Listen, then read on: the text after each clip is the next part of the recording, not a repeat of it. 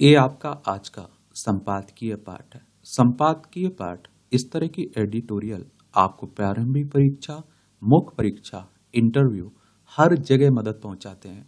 यहाँ से एक सामान्य जानकारी भी आप लोगों को मिलती है।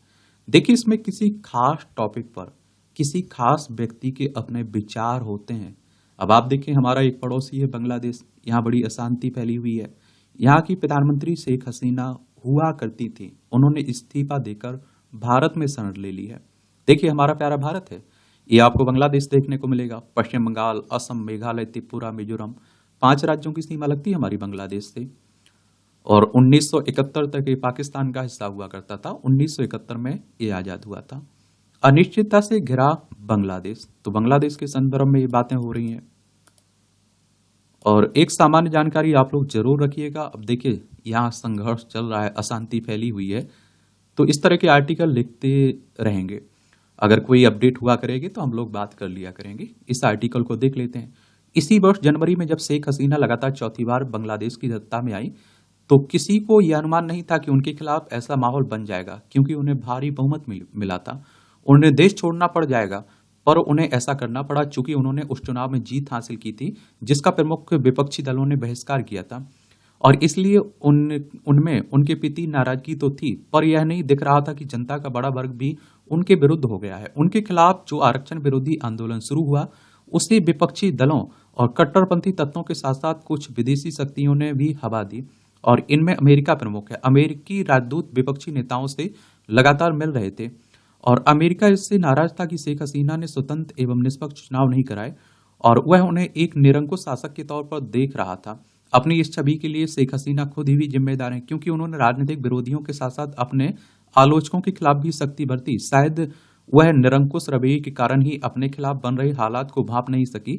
लगता है कि भारत भी वहां की बिगड़ती स्थिति को समय रहते नहीं समझ सका। जो भी हो, यदि बांग्लादेश में अंतरिम सरकार के गठन के बाद वहां के सुप्रीम कोर्ट के प्रधान न्यायाधीश को भी इस्तीफा देने के लिए बाध्य होना पड़ा, तो इसी कारण, क्योंकि वह शेख हसीना के समर्थक माने जाते थे, भीड़ ने उनका घेराव करके एक तरह से जबरन इस्तीफा ले लिया। बांग्लादेश के केंद्रीय बैंक के प्रमुख को भी पद छोड़ने को मजबूर किया गया। यह ठीक नहीं, क्योंकि जहां भीड़ तंत्र हावी हो जाता है, वहां लोकतंत्र के लिए स्थान नहीं बचता है। ऐसा कहा जा रहा है कि शेख हसीना से भी जबरदस्ती इस्तीफा ले लिया। कई राजनीतिक विश्लेषक इस तरह की टिप्पणियां भी कर रहे हैं। हालांकि शेख हसीना ने अपने दूर के रिश्तेदार को सेना प्रमुख बनाया था, लेकिन जब उनके खिलाफ आंदोलन तेज हुआ तो सेना ने भी एक तरह से हाथ खड़े कर दिए, और उसने उन्हें सुरक्षित बाहर निकलने का अवसर भर दिया, और वह भी इस अल्टीमेटम के साथ कि उनके पास 45 मिनट से ज्यादा का समय नहीं है। शेख हसीना ने भले ही बांग्लादेश के प्रधानमंत्री के तौर पर निरंकुशता दिखाई हो, लेकिन उनकी सत्ता में रहते भारत और बांग्लादेश के संबंध लगातार प्रगाढ़ होते रहे हैं। उन्होंने न केवल बांग्लादेश में भारत विरोधी तत्वों पर लगाम लगाए रखी, बल्कि पूर्वोत्तर के उग्रवादी एवं अलगाववादी संगठनों को खत्म करने का भी काम किया। इसके विपरीत उनकी विरोधी खालिदा जिया ने जब भी बांग्लादेश की कमान संभाली, तो भारत के बांग्लादेश से संबंध बिगड़े, और खालिदा जिया ने ऐसे दलों और संगठनों को संरक्षण दिया जो भारत विरोध के लिए जाने जाते हैं, जिनका संबंध पाकिस्तान खुफिया एजेंसी से है। बांग्लादेश की आजादी में भारत की एक बड़ी भूमिका है। 1971 में भारत के दखल के चलते ही बांग्लादेश का निर्माण हुआ था। बांग्लादेश के निर्माण के बाद भी वहां ऐसे लोग सक्रिय बने रहे जो पाकिस्तान परस्त थे। शेख हसीना से न केवल अमेरिका बल्कि यूरोपीय देश भी खपा थे, बल्कि चीन भी उन्हें पसंद नहीं कर रहा था। भारत को महत्व देने की उनकी नीति चीन को रास नहीं आ रही थी। अभी हाल ही में उन्हें चीन का अपना दौरा अधूरा छोड़कर लौटना पड़ा था। यह वही समय था जब बांग्लादेश में आरक्षण विरोधी आंदोलन जोर पकड़ रहा था। यह आंदोलन छात्रों की ओर से शुरू किया गया था। ये छात्र बांग्लादेश की आजादी में शामिल परिवारों के आश्रितों को मिले 30% आरक्षण को खत्म करने की मांग कर रहे थे। हालांकि सुप्रीम कोर्ट ने इस आरक्षण में भारी कटौती कर दी, लेकिन शेख हसीना के खिलाफ छिड़ा आंदोलन शांत नहीं हुआ, और इस आंदोलन ने जिस तरह से उन्हें हटाने की मुहिम छेड़ दी, उससे स्पष्ट है कि उसका उद्देश्य आरक्षण को खत्म कराना नहीं, बल्कि सत्ता परिवर्तन करना था। बांग्लादेश में तख्ता पलट का इतिहास रहा है। शेख हसीना के पिता शेख मुजीब और उनके परिवार के कई सदस्यों की हत्या ऐसे ही एक तख्ता पलट में सेना की ओर से की की गई थी। बांग्लादेश की सेना कई बार देश की सत्ता संभाल चुकी है। इस बार अच्छी बात यह हुई कि उसने सत्ता की बागडोर सीधे अपने हाथ में नहीं रखी। अंतरिम सरकार के मुखिया के रूप में आर्थिक मामलों के विशेषज्ञ मोहम्मद यूनुस ने शपथ ले ली है। उनके नेतृत्व वाली सरकार में कट्टरपंथियों का दबदबा तो नहीं दिख रहा, लेकिन कहना कठिन है कि आगे क्या होगा। चूंकि यूनुस नोबेल पुरस्कार विजेता है, इसलिए पश्चिमी देशों में उनकी अच्छी पकड़ भी है। उनकी शेख हसीना से कभी नहीं बनी और शेख हसीना सरकार के समय वह उन पर भ्रष्टाचार के आरोप भी लगे और उन्हें एक समय नजरबंद भी किया गया। यूनुस की तरह अनेक प्रभावशाली लोग भी शेख हसीना को पसंद नहीं करते थे। इसी कारण वे उन तत्वों के साथ खड़े हो गए जो उन्हें सत्ता से हटाना चाहते थे। दुर्भाग्य की बात यह रही कि शेख हसीना के विरोधियों ने हिंदुओं अन्य अल्पसंख्यकों पर हुए हमलों की कोई परवाह नहीं की। इसी कारण हिंदुओं पर अब भी हमले हो रहे हैं। चूंकि शेख हसीना ने भारत में शरण ली है, इसलिए उनके विरोधी यह दुष्प्रचार कर रहे हैं कि वह भारत के इशारे पर चलती हैं। इन स्थितियों में भारत के लिए अनिश्चितता से घिरे बांग्लादेश में अपने हित सुरक्षित रखना कठिन हो सकता है। यदि बांग्लादेश चीन के पाले में चला गया तो भारत की चुनौती और बढ़ जाएगी, क्योंकि हमारा पड़ोसी है। यह ध्यान रहे कि नेपाल, मालदीव और म्यांमार में चीन का प्रभाव पहले से है और पाकिस्तान तो एक तरह से उसकी जेब में है। और प्रधानमंत्री मोदी ने बांग्लादेश में अंतरिम सरकार की कमान संभालने वाले मोहम्मद यूनुस को बधाई देते हुए अपेक्षा जताई कि वह हिंदुओं पर हमलों के सिलसिले पर लगाम लगाएंगे। खुद यूनुस ने कहा कि यदि ऐसी हिंसा नहीं रुकी तो उनके लिए देश का नेतृत्व करना मुश्किल हो जाएगा और देखना है कि उनकी बात का कितना असर पड़ेगा। उनके पास कोई राजनीतिक या प्रशासनिक अनुभव नहीं है। इस समय बांग्लादेश गंभीर चुनौतियों से घिरा है। यह जितना भारत के हित में उतना ही बांग्लादेश के भी दोनों देशों के संबंध मित्रवत बने रहे। यह तभी संभव हो पाएगा जब बांग्लादेश की नई सरकार भारत को अपने हितैषी के रूप में देखेगी। और अभी हमारे जितने भी पड़ोसी हैं, पाकिस्तान, चाइना, अफगानिस्तान, नेपाल, भूटान, बांग्लादेश, म्यांमार या नीचे आप देखिए श्रीलंका, पाक जलडमरू मन्नार की खाड़ी यहाँ देखने को मिल जाएगी। लगभग आप देखते हैं कि सभी जगह अशांति ही फैली रहती है और फैली हुई है। म्यांमार में आप देख ही रहे, अफगानिस्तान में देख ही रहे, पाकिस्तान में देख ही रहे, नेपाल में देख ही रहे, सत्ता परिवर्तन होता रहता है। जाति प्रधान देश बनने की होड़। भारत पहले जमींदार प्रधान देश था, आजादी के बाद कृषि प्रधान हो गया और अब जाति प्रधान होने के तो तैयार है। हाथ बैंक कसा जा रहा है। पढ़ना हो तो पढ़ सकते हैं, क्योंकि आप देखते हैं कि जिस हिसाब से जातियों की बातें हो रही ना। बांग्लादेश पूर्वी पाकिस्तान में हिंदू आबादी देख लीजिए, 1951 में आप देखिए 22% थी, 1961 में 18.5% रह गई, 1974 में 13.5% रह गई और 2022 में आप देखिए 7.95% रह गई। यानी कि इनकी संख्या घटती गई। आप समझ सकते हैं, कहते हैं या तो धर्म परिवर्तन करवा दिया गया या इन्हें मार दिया गया, इन्हें देश छोड़ना पड़ा। विनम्रता ऊर्जा। विनम्रता का जीवन में अत्यंत महत्व है। पौराणिक ग्रंथों में उल्लेख मिलता है कि ऋषि भृगु ने भगवान विष्णु के हृदय स्थल पर पैर से प्रहार किया, फिर वह क्रुद्ध नहीं हुए बल्कि अत्यंत विनम्रता से कहे, ऋषिवर आपके पांव में चोट तो नहीं लग गई। और इसी तरह अनेक उदाहरण है कि वंदनीय धर्म पुरुषों ने हमेशा विनम्रता का रास्ता अख्तियार किया है। इस कड़ी में राजा उत्तानपाद के पुत्र ध्रुव, हिरण्यकश्यप के पुत्र प्रहलाद तो है ही। मनुष्य अवतार लेकर मर्यादा पुरुषोत्तम भगवान श्री राम भी विनम्रता के भाव को सदैव अपनाए रहे और राज सिंहासन की जगह उन्हें दैत्यों, जानवरों और आप देखिए दुर्गम परिवेश वाले जंगलों के लिए भेज दिया गया, फिर भी वह उत्तेजित नहीं हुए। वरना रंच मात्र वह विनम्रता छोड़ क्रोध होते तो जंगल जाने से बच जाते, क्योंकि अयोध्या की जनता उनके साथ ही थी। अपने विनम्र स्वभाव के कारण ही श्री राम रावण का वध करने में सफल रहे और श्री राम का इसी विनम्रता का असर श्री रामचरितमानस के रचयिता गोस्वामी तुलसीदास जी पर पड़ा। मानस की रचना के समय देवता, गुरु एवं विद्वत जनों की वंदना के बाद जब उन्हें खुद का परिचय देना पड़ा तो अत्यंत दीनहीन स्वरूप प्रदर्शित किया। गोस्वामी जी ने पहले संत कबीर ने भी ईश्वरीय कृपा पाने का रास्ता खुद को विनम्र बनाने में ही बताया। जबकि अगर मनुष्य के साथ साथ देवताओं का भी आकलन किया जाए तो उनमें से कई की स्थिति खुद को सर्वश्रेष्ठ बताने की ही रहती। भगवान ब्रह्मा एवं इंद्र आदि इसके उदाहरण जिन्हें स्वयं को सर्वश्रेष्ठ प्रदर्शन करने के चलते क्षति उठानी पड़ी।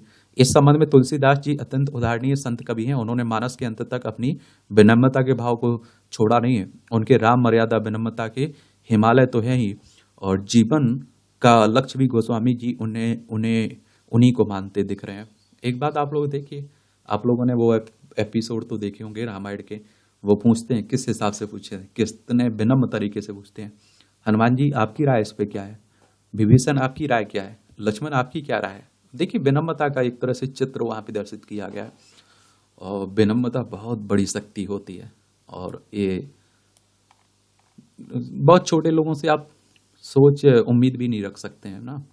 आजकल तो आप देखिए छोटी सी पावर मिलने, छोटी सी सफलता समझने लगते हैं बड़ी सफलता और अपनी विनम्रता सब खो देते हैं। राजनीतिक व्यवस्था। केंद्रीय कैबिनेट ने अनुसूचित जातियों और जनजातियों अर्थात एससी एसटी समुदाय के आरक्षण में क्रीमी लेयर की व्यवस्था लागू न करने का जो फैसला किया वह मोदी सरकार की राजनीतिक व्यवस्था का ही परिचायक है। क्रीमी लेयर कहने का मतलब होता है कि जिन्हें आरक्षण मिल चुका है, जिनकी स्थिति सुधर चुकी है, उन्हें आरक्षण से बाहर रख देना। अभी आप देखिए पिछड़ा वर्ग में ये लागू है। आपने देखा होगा कि जब आपसे पूछा जाता है कि आप क्रीमी लेयर में आते हैं, आप क्रीमी लेयर में जैसे ही आने लगते हैं आपको आरक्षण मिलना बंद हो जाता है। और आप देखते हैं कि चूंकि सुप्रीम कोर्ट के क्रीमी लेयर वाले सुझाव का कई दलों की ओर से विरोध भी किया जा रहा था। पिछले दिनों भाजपा के एससी एसटी वर्ग के सांसदों के एक प्रतिनिधि मंडल ने प्रधानमंत्री से मिलकर सुझाव के अनुरूप कोई कदम न उठाने का आग्रह भी किया था और इसलिए इसके असर कम ही थे। केंद्र सरकार इस दिशा में कोई पहल करेगी।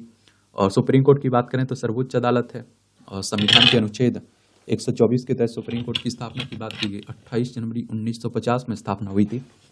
अब देखिए बहुत सारे लोग इसके पक्ष में भी रहते हैं क्रीमी लेयर के, तो इसलिए इसके आप देखिए केंद्र सरकार इस दिशा में कोई पहल करेगी ऐसा नहीं लगता था। केंद्रीय कैबिनेट ने ऐसा फैसला शायद इसलिए भी लिया ताकि विपक्षी दल यह कपटपूर्ण दुष्प्रचार न कर सकें कि मोदी सरकार संविधान आरक्षण खत्म करना चाहती है। सुप्रीम कोर्ट के सुझाव में कुछ भी अनुचित नहीं है कि ओबीसी आरक्षण की तरह एससी एसटी आरक्षण में भी क्रीमी लेयर की व्यवस्था लागू की जानी चाहिए। आखिर एससी एसटी समुदाय के लोग आईएएस आईपीएस बन गए, उनके बेटे बेटियों को आरक्षण का लाभ क्यों मिलना चाहिए? क्या यह कहा जा सकता है कि एसटी एसटी समुदाय में ऐसा कोई भी नहीं है जो आर्थिक सामाजिक रूप से सक्षम ना हो और उसे आरक्षण की वैसी जरूरत नहीं रहेगी जैसे इन समुदाय के गांव में रहने वाले निर्धन वंचित लोगों को है? अब देखिए बहुत सारे लोग कहते हैं कि मान लीजिए मायावती हैं या फिर आप देखिए चिराग पासवान है, इन्हें क्या आरक्षण की जरूरत है? इनके बच्चे तो आप देखते हैं कि वही शिक्षा मिल रही होगी जो सभी के बच्चों को आप देखते हैं बड़े लोगों के बच्चों को मिल रही होगी। लेकिन पासवान जाति में आप देख लीजिए, चिराग पासवान की जाति में ही ऐसे लोग होंगे जिन्हें हकीकत में आरक्षण की जरूरत है लेकिन उन्हें आरक्षण नहीं मिल पा रहा है। समस्या केवल यह नहीं है कि एससी एसटी वर्ग को अपनी प्राथमिकता सूची में सबसे ऊपर बताने वाले दल इन समुदायों के आरक्षण में क्रीमी लेयर की व्यवस्था लागू करने का विरोध कर रहे हैं। समस्या यह भी है कि ऐसे कुछ दल एससी एसटी आरक्षण में उपवर्गीकरण का भी विरोध करने के लिए आगे आ गए हैं। यह विरोध इसके बावजूद किया जा रहा है कि स्वयं एससी एसटी समाज के अनेक लोग और संगठन आरक्षण के भीतर आरक्षण की पैरवी करते चले आ रहे हैं।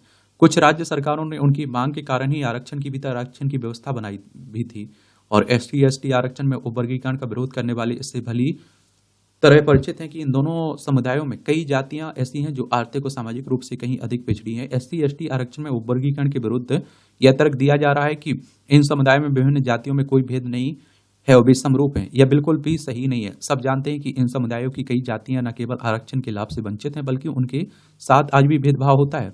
क्या यह तथ्य नहीं है कि वाल्मीकि समाज और अनुसूचित वर्ग के अन्य जातियों के बीच ऊंच नीच का भाव है? यह ठीक नहीं है कि सामाजिक न्याय के नाम पर वोट बैंक की राजनीति को प्राथमिकता दी जा रही है।